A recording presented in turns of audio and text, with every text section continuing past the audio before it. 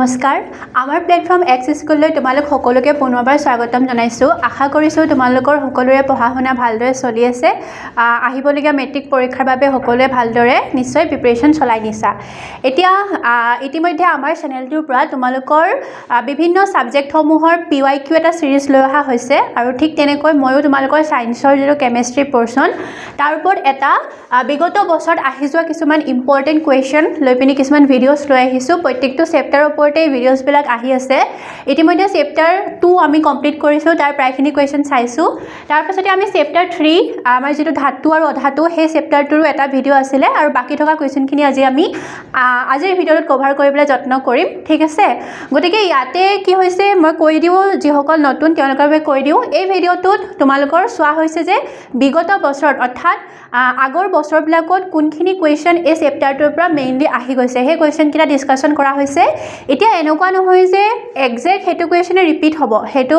rarely হয় ঠিক আছে ৰিপিট হয় কুৱেশ্যন কিন্তু খুব ৰেয়াৰলি হয় কিন্তু এক্সাক্ট সেই কুৱেশ্যনটো ৰিপিট নহলেও সেই কুৱেশ্যনটোৰ যেটো থিম সেই থিমটো মানে ৰিপিট হয় গতিকে আমি সেই থিমখিনি লৈ পিনি তাৰ পৰা আৰু কেনেকুৱা ধৰণৰ কুৱেশ্যন পঢ়িম যোৱা বছৰ যদি এটো থিমত কুৱেশ্যন আহিছে এই বছৰ সেই সেম থিমটোৰ পৰা কেনেকুৱা কুৱেশ্যন আহিব পাৰে আমি সেইখিনি বস্তুৱে মেইনলি এই ভিডিঅ'টোত চাওঁ ঠিক আছে আৰু আজি ভিডিঅ'টোলৈ আকৌ পুনৰবাৰ স্বাগতম জনাইছোঁ আৰু এতিয়া আমি আৰম্ভ কৰিম PYQ কেইটামান লৈ পিনি ডিসকাশন কৰি যাম বুজি যাম আৰু এনসাৰখিনি লগতে কৰি যাম আৰু মই আশা কৰিছোঁ ইয়াৰ আগৰ যি তিনিটা ভিডিঅ' ইতিমধ্যে মোৰ ফালৰ পৰা দিয়া হৈছে বা বাকি সাবজেক্ট বিলাক যিসকল তোমালোকৰ টিচাৰ্ছে পঢ়াই আছে সেই ভিডিঅ'ছখিনিও তোমালোকে সমানে চাই গৈছা এতিয়া ধাতু আৰু অধাতুৰ আমাৰ এটা খুব কমন কুৱেশ্যন আমি দেখো তলৰ ইয়াতে কৈছে তলৰ কোনটো ধাতুৱে চেঁচা পানীৰ সৈতে তীব্ৰভাৱে বিক্ৰিয়া কৰে ঠিক আছে ইয়াতে তোমালোকৰ ধাতু আৰু অধাতু চেপ্টাৰত আছে যে কিছুমান ধাতুৱে চেঁচা পানীৰ লগত বিক্ৰিয়া কৰে কিছুমান আকৌ ধাতুৱে কি কৰে গৰম পানীৰ লগত বিক্ৰিয়া কৰে কিছুমান ধাতুৱে আকৌ কি কৰে গৰম পানীৰ যেটো ভাপ সেই জলীয় ভাপটোৰ লগত গৈ পিনি বিক্ৰিয়া কৰে এতিয়া প্ৰত্যেকটো ধাতুৰ হেখিনি কিছুমান বৈশিষ্ট্য আছে যিখিনি আমি সেই লেসনটোত পঢ়িবলৈ পাওঁ ঠিক আছে তোমালোকৰ এটো টেষ্টখনত কুৱেশ্যন দেখা গৈছে বা আগতো এনেকুৱা কুৱেশ্যন দেখা গৈছে যে চেঁচা পানীৰ সৈতে তীব্ৰভাৱে বিক্ৰিয়া কৰা ধাতুবিধৰ নাম কি ইয়াতে সুধিছে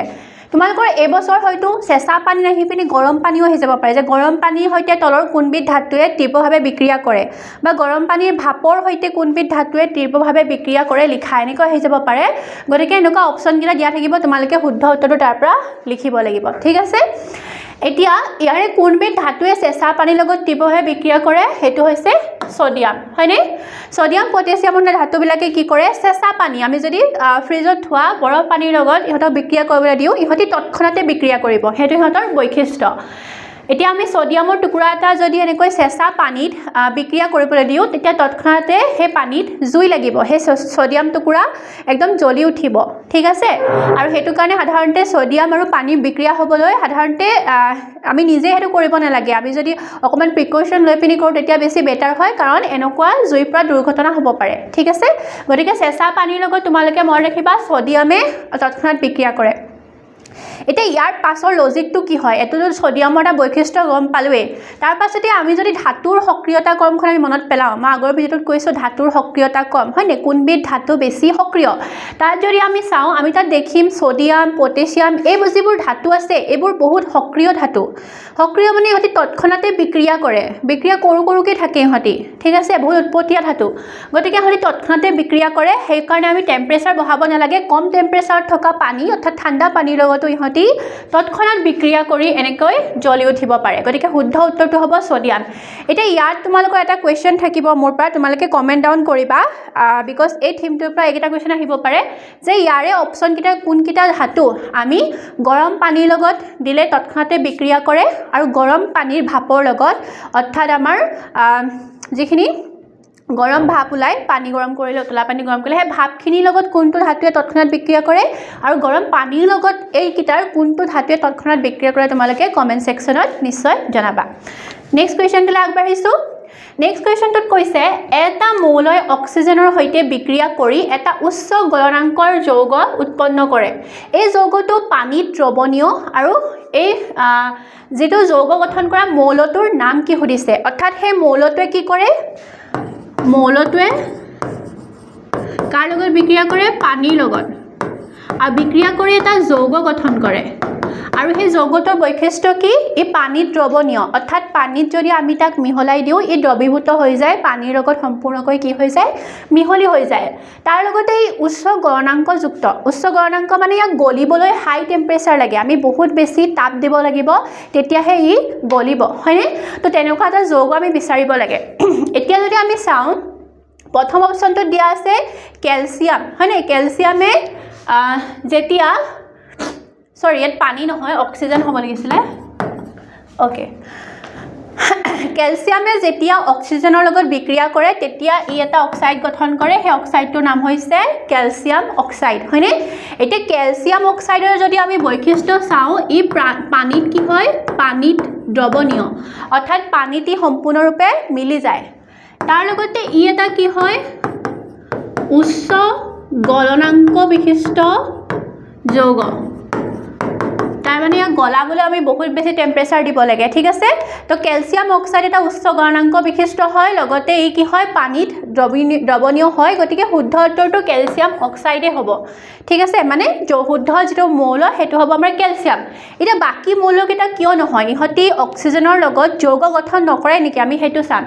কেলছিয়ামে অক্সিজেনৰ লগত যৌগ কি গঠন কৰে কেলছিয়াম অক্সাইড হয়নে ইয়াৰ যেটো কমন নেম তোমালোকে জানানে হেতু কমেন্ট ডাউন কৰি জনাবা কিতাপ আছে এটো লিখিবলৈ আহে কিবা কেলছিয়াম অক্সাইড তোমালোকৰ চেপ্টাৰ 1 তে আছে ইয়াৰ যেটো কমন নেম কাৰ্বনে অক্সিজেনৰ লগত বিক্ৰিয়া কৰিলে কি গঠন কৰিব কাৰ্বন ডাই অক্সাইড এটা কাৰ্বন ডাই অক্সাইড পানীত দ্ৰৱণীয় হয় কিন্তু ই উচ্চ গলনাংক বিশিষ্ট নহয় ঠিক আছে তাৰ পাছতে আমাৰ সিলিকন আৰু আইৰনে যেতিয়া অক্সিজেনৰ লগত বিক্ৰিয়া কৰিব সিলিকন অক্সাইড আৰু আইৰন অক্সাইড গঠন কৰে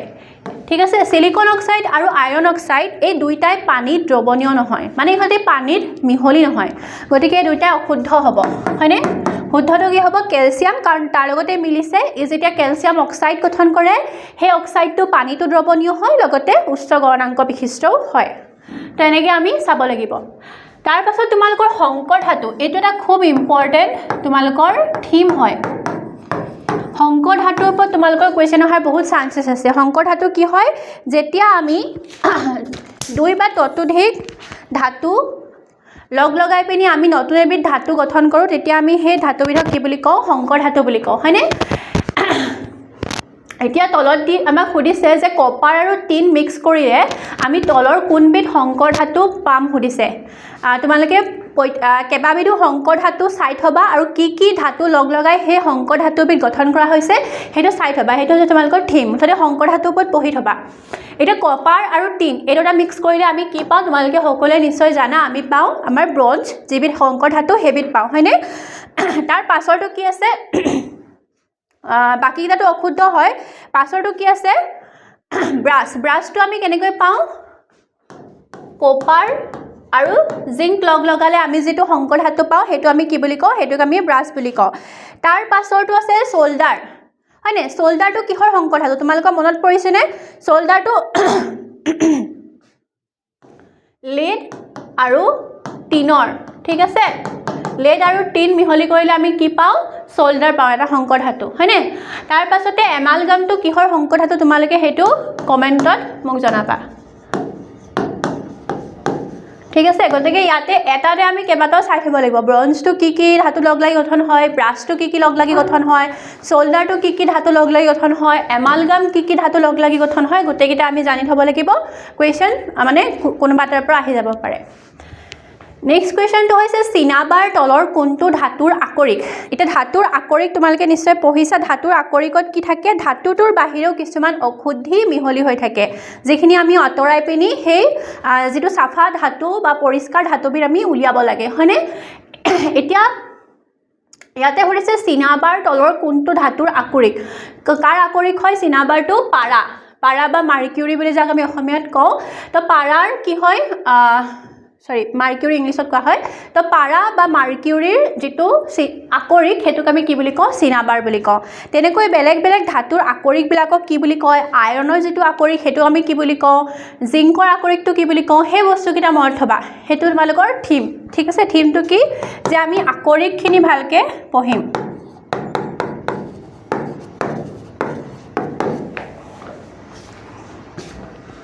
নেক্সট কোৱেশ্চনটো সুধিছে তলৰ কোনযোৰ ধাতুৱে প্ৰকৃতিগতভাৱে মুক্ত অৱস্থাত থাকে দুটা ধাতুৰ নাম দিয়া হৈছে কোনযোৰ প্ৰকৃতিত মুক্ত অৱস্থাত পোৱা যায় সেইটো আমাক সুধিছে এতিয়া সদায় মনত ৰাখিবা প্ৰকৃতিত মুক্ত অৱস্থাত আমি এই সোণ আৰু ৰূপ এইবিধ ধাতুৱে আমি পাওঁ তো শুদ্ধ উত্তৰ কি হ'ব আমাৰ এই সোণ আৰু ৰূপ এতিয়া তোমালোকৰ মনত আহিব পাৰে যে সোণ আৰু ৰূপক আমি প্ৰকৃতিত কিয় মুক্ত অৱস্থাত পাওঁ সহজে কিয় পাওঁ কাৰণ তোমালোকে ইয়াতে আকৌ এগেইন মনত পেলাবা আমাৰ ধাতুৰ যিখন সক্ৰিয়তা কৰ্ম আছে মনত আছেনে ধাতুৰ সক্ৰিয়তা কৰ্মখন মই আগৰ ভিডিঅ'টো কৈছোঁ ধাতুৰ সক্ৰিয়তা কৰ্মখন যদি আমি চাওঁ আটাইতকৈ প্ৰথমে আহে তোমালোকৰ potassium sodium calcium magnesium aluminium carbon zinc iron tin lead hydrogen copper silver আৰু গোল্ড আটাইতকৈ শেষত আমাৰ কোন থাকে চিলভাৰ থাকে আৰু গোল্ড থাকে ইহঁতি একেবাৰে শেষত থাকে ধাতুৰ সক্ৰিয়তা ক্ৰমৰ তাৰ মানে কি বুজি পাইছা তাৰ মানে ইহঁতি আটাইতকৈ কম সক্ৰিয় ধাতু আৰু যেহেতু ইহঁতি বহুত কম সক্ৰিয় ধাতু গতিকে ইহঁতি প্ৰকৃতিত থকা বেলেগ বস্তুৰ লগত কি নকৰে সহজে বিক্ৰিয়া নকৰে বা বেলেগ বস্তুৰ লগ হৈ নাথাকে কাৰণ ইহঁতি কম সক্ৰিয় গতিকে লোকৰ লগত ইহঁতি বিক্ৰিয়া নকৰে আনহাতে আমি যদি বাকি ধাতুবোৰ চাওঁ কপাৰ ছডিয়াম তাৰ পাছতে এই কপাৰ ছডিয়াম পটেছিয়াম এনেকুৱা ধাতুবোৰ কি হয় ইহঁতি খুব বেছি সক্ৰিয় গতিকে প্ৰকৃতিত ইহঁতক আমি মুক্ত অৱস্থাত নেপাওঁ ইহঁতি কি হয় অন্য ধাতুৰ লগত বিক্ৰিয়া কৰি সেই ধাতুটোৰ লগত মিহলি হৈ থাকে ঠিক আছে ধাতু বা অন্য কিছুমান অশুদ্ধিৰ লগত ইহঁতি কি হৈ থাকে মিহলি হৈ থাকে সেইটো কাৰণে আমি এই ধাতুবিলাক প্ৰকৃতিত মুক্ত অৱস্থাত নাপাওঁ আনহাতে সোণ ৰূপৰ নিচিনা যিবোৰ কম সক্ৰিয় ধাতু সেইবিলাকক আমি প্ৰকৃতিত মুক্ত অৱস্থাত পাওঁ নেক্সট কুৱেশ্যনটো হৈছে তলৰ কোনটো অধাতু দ্যুতিময় বা উজ্জ্বল এতিয়া ধাতুৰ যেতিয়া আমি বৈশিষ্ট্যবোৰ পঢ়োঁ এটা ধাতুৰ কি বৈশিষ্ট্য থাকিব পাৰে এবিধ ধাতু কি হ'ব পাৰে কঠিন হয় হয়নে আমি সাধাৰণতে যিমানবোৰ ধাতু দেখিছোঁ আইৰণ হওক সোণ ৰূপ এই ধাতুবিলাক খুব কঠিন হয় ঠিক আছে তাৰ পাছতে ইহঁতৰ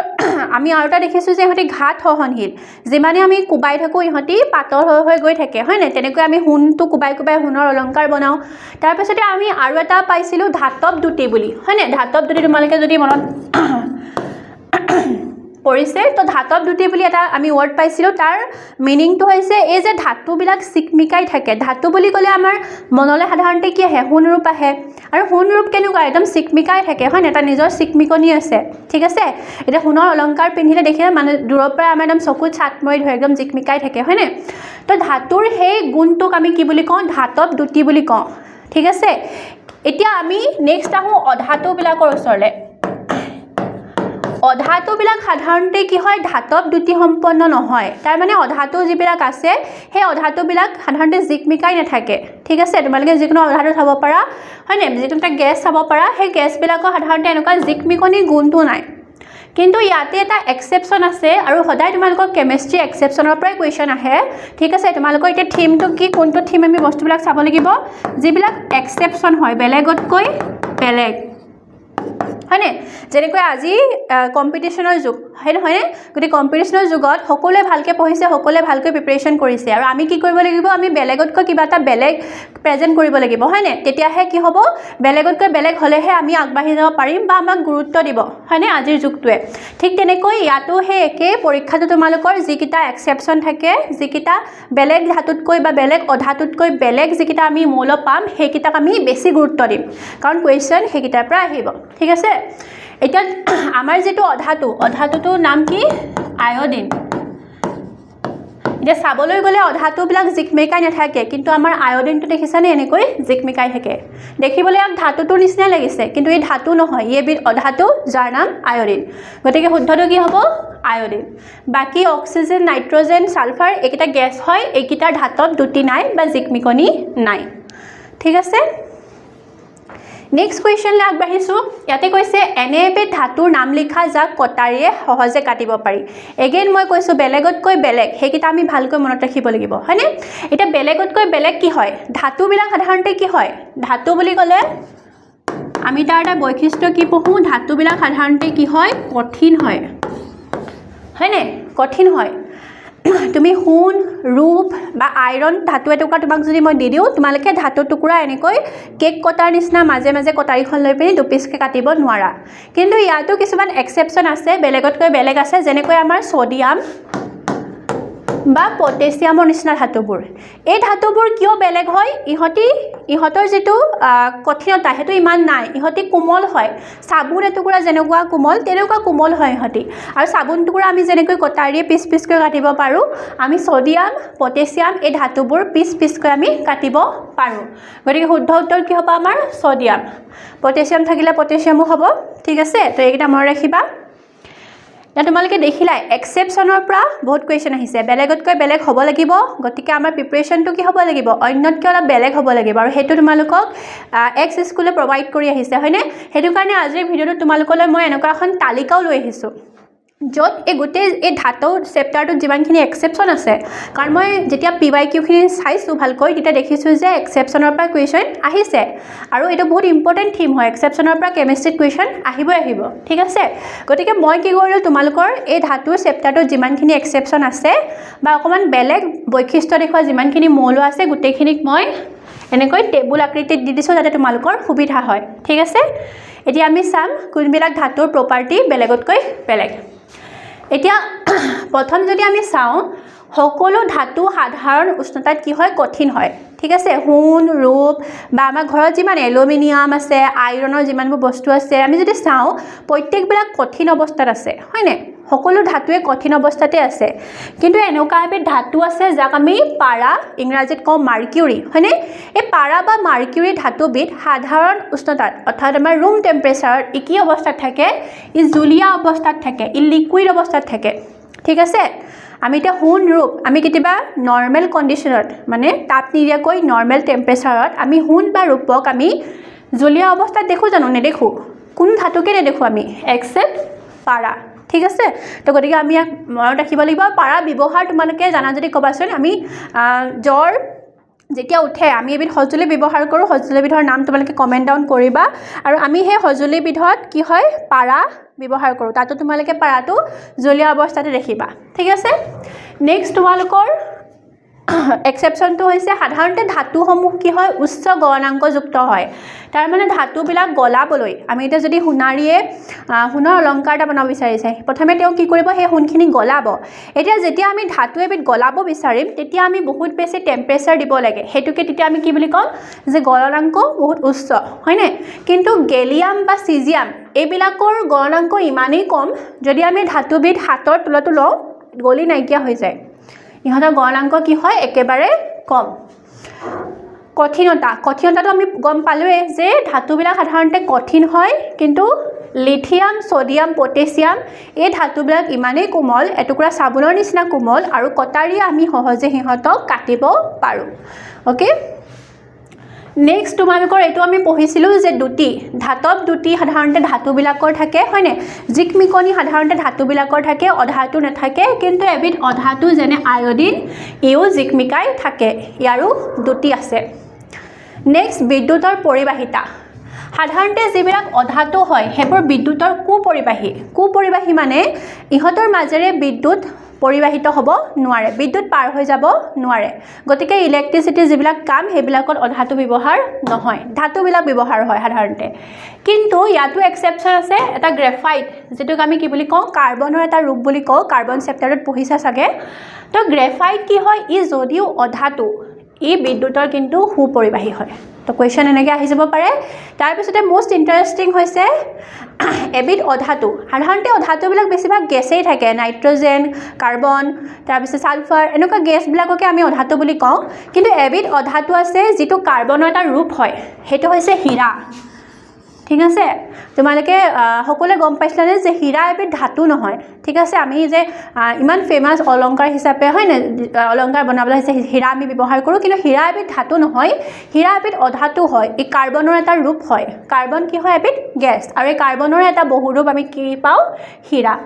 হীৰা যদিও অধাতু ই পৃথিৱীৰ আটাইতকৈ কঠিন পদাৰ্থ হয় গতিকে হেতু এটা এক্সেপশন ঠিক আছে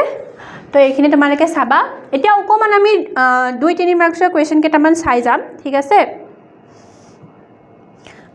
প্ৰথম কোৱেশ্চনটো কি কৈছে তোমাক এটা হাতুৰি এটা বেটেৰী অলপ তাৰ এটা বাল্ব আৰু এটা সুইচ দিয়া হ'ল এইবোৰ ব্যৱহাৰ কৰি তুমি ধাতু আৰু অধাতু কেনেকৈ চিনাক্ত কৰিবা তো মোৰ হাতত যদি হাতুৰি এটা দি দিয়ে আৰু কেবিটমান মৌল দি দিলে মোক ক'লে ধাতু কোন কেইবিধ মই কেনেকৈ চিনাক্ত কৰিম তোমালোকে ইয়াতে মন পেলাব লাগিব ধাতুৰ ঘাত সহনশীলতা গুণ ঠিক আছে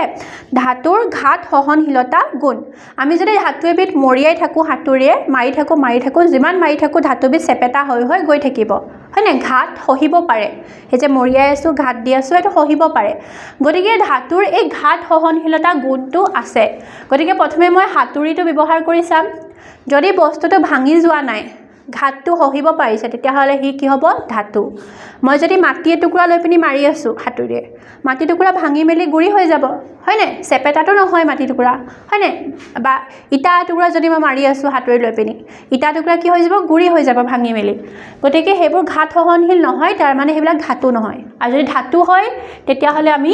ঘাত সহনশীলতা দেখিম তাৰ পাছত বাকি থকা বস্তুখিনিয়ে মই এটা বৈদ্যুতিক কি বনাব পাৰিম বৰ্তনী বনাব পাৰিম হয়নে বৈদ্যুতিক বৰ্তনী বনালো এফালে তোমালোকে সুইচটো লগাই দিলো এফালে বাল্বটো লগাই দিলো বেটাৰীটো সংযোগ কৰি দিলো তাৰ পাছতে এটুকুৰা ধাতু তাৰ মাজতে আমি কানেকশন কৰি দিলো হয়নে এতিয়া সেই বৰ্তনীটোত ঠিক আছে এনেকৈ বৰ্তনীটোত ইয়াতে ধৰা সুইচটো আছে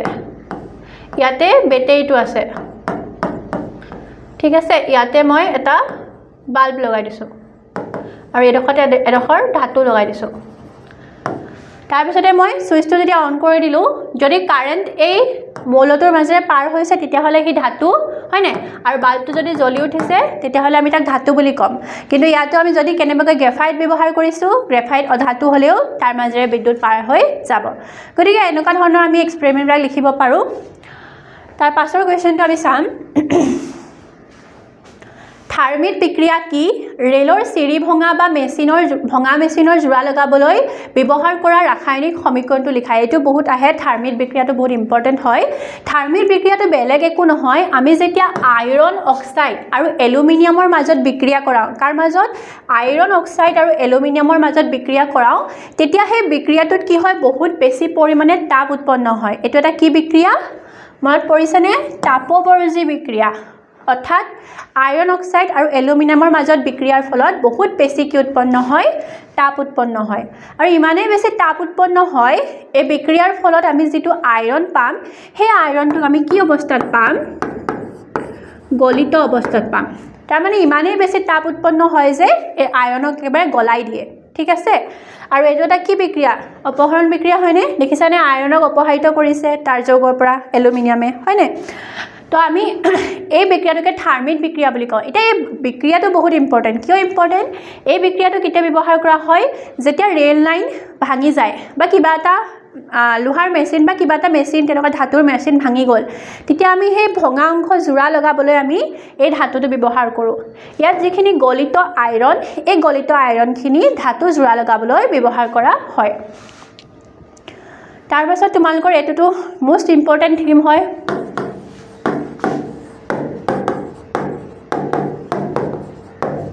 থিমটো কি ধাতুৰ সক্ৰিয়তা কৰ্ম ইয়াত তোমালোকক মই আগৰ ক্লাছটোতো কৈছিলো আগৰ ভিডিঅ'টো চালেও গম পাবা যে মই এটা নিমনিক্স দিছিলো তোমালোকে নিজেও বনাই ল'ব পাৰা যে আমি এই কৰ্মখন কেনেকৈ মনত ৰাখিব পাৰো ইয়াতে তোমালোকে এটো মুখস্থ ৰাখি ল'বা যে please stop calling me a careless zebra instead try learning how copper saves gold তো এটো যদি তোমালোকে মনত ৰাখি ল'ব পাৰা তোমালোকে প্লিজৰ পৰা পি তাৰ পৰা আহিব পটাছিয়াম হয়নে ষ্টপৰ এছৰ পৰা আহিব সোডিয়াম কলিঙৰ সি পৰা আহিব তোমালোকৰ কেলছিয়াম গতিকে এনেকৈ আমি বস্তুখিনি নিমনিক্সটো ইউজ কৰি মনত ৰাখি ল'ব পাৰো তাৰ পিছত তোমালোকৰ নেক্সট এটা ইম্পৰ্টেন্ট থিম হৈছে ইয়াৰো মই দুটা কোৱেশ্চন তোমালোকক দেখাম ধাতু নিষ্কাশন অৰ্থাৎ আমি ধাতু এটাৰ আকৰিকৰ পৰা মানে তাৰ অশুদ্ধিখনিৰ পৰা ধাতু যেটো হৰল ৰূপ বা ধাতুৰ যেটো প্ৰকৃত ৰূপ হেতু কেনেকৈ আমি পাব পাৰো ধৰা আইৰনৰ আকৰিক আছে তে গুটে আকৰিকটো আমাৰ কামত নাহে আমি বিশুদ্ধ আইৰনখিনি হে আকৰিকটোৰ পৰা আমি আহৰণ কৰিব লাগিব আৰু তাৰ কাৰণে কিছুমান প্ৰসেস আছে হে প্ৰসেসটোক আমি কি বুলি কওঁ ধাতুৰ নিষ্কাশন পদ্ধতি বুলি কওঁ এটা ইয়াতে তোমালোকৰ বিদ্যুৎ পৰিশোধন অৰ্থাৎ ইলেক্ট্ৰোলাইটিক ৰিফাইনিংৰ কথাটো সুধিছে ঠিক আছে অশুদ্ধ ধাতুৰ পৰা আমি বিশুদ্ধ ধাতু উলিয়াবলৈ কাৰণে আমি বিদ্যুৎ পৰিশোধন পদ্ধতি ব্যৱহাৰ কৰো ইয়াতে তোমালোকে নিশ্চয় জানা যে আমি এনড আৰু কেথডৰ ব্যৱহাৰ কৰো এ তোমালোকক মই কপাৰৰ যেটো বিদ্যুৎ বিশ্লেষণ হেতু দেখাইছো কপাৰৰ বিদ্যুৎ বিশ্লেষণত আমি কি কি সজুলি লম ইয়াতে আমি অশুদ্ধ কপাৰৰ টুকুৰা এটা কৰি লম এনডত বা এনডটোক আমি কি বুলি কওঁ ধনাত্মক মেৰু বুলিও কওঁ আৰু বিশুদ্ধ কপাৰৰ পাতল পাতশিলা আমি ক'ত ল'ম কেথডত ল'ম আৰু কেথডক আমি ঋণাত্মক মেৰু বুলিও কওঁ এতিয়া বিদ্যুৎ বিশ্লেষক হিচাপে আমি যিখিনি সলিউশন যিখিনি দ্ৰৱ ব্যৱহাৰ কৰিম সেইখিনি কি হয় কপাৰ সালফেট এয়া তোমালোকৰ পিকচাৰ এটা আছে কিতাপত মই পিকচাৰটো ইয়াত লগাই দিবলৈ পাহৰিলোঁ তোমালোকে চাব পাৰিবা বিদ্যুৎ বিশ্লেষক হিচাপে আমি কি ব্যৱহাৰ কৰিম কপাৰ সালফেটক ব্যৱহাৰ কৰিম এজ এ সলিউশন ঠিক আছে আৰু তাতে আমি কেথড আৰু এনডত কি ব্যৱহাৰ কৰিম কেথডত আমি ব্যৱহাৰ কৰিম